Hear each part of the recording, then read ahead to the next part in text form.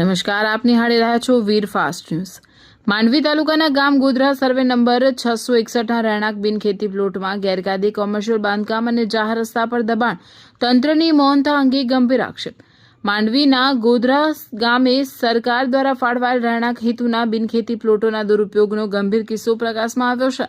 ગોધરા ગામના survey number 661માં આવેલ રહેણાંક હેતુ માટે મંજૂર થયેલ પ્લોટોમાંથી એક પ્લોટમાં સરકારી પરવાનગી વગર કોમર્શિયલ હેતુ માટે દાડમ સંગ્રહ કોલ્ડ સ્ટોરેજ પ્લાન્ટ ઉભો કરી દેવામાં આવ્યો છે। આ બાંધકામ રહેણાંક ઝોનના નિયમોનો સ્પષ્ટ ભંગ છે।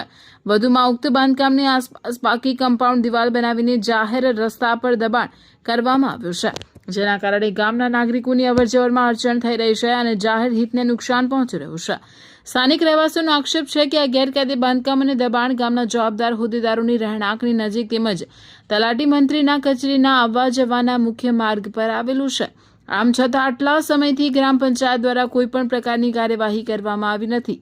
સૂત્રોના જણાવ્યા મુજબ ગોધરા ગામમાં છેલ્લા કેટલાક સમયથી આ દબાણો અને શરત ભંગના કિસ્સાઓ વધી રહ્યા છે। અનેક વખત સ્થાનિક લોકો દ્વારા લેખિત અને મૌખિક ફરિયાદો કરવા છતાં તંત્ર દ્વારા કોઈ નક્કર પગલાં લેવામાં ન આવતા ગામમાં તંત્રની નિષ્ક્રિયતા અને પક્ષપાત અંગે ચર્ચાઓ થઈ રહી છે।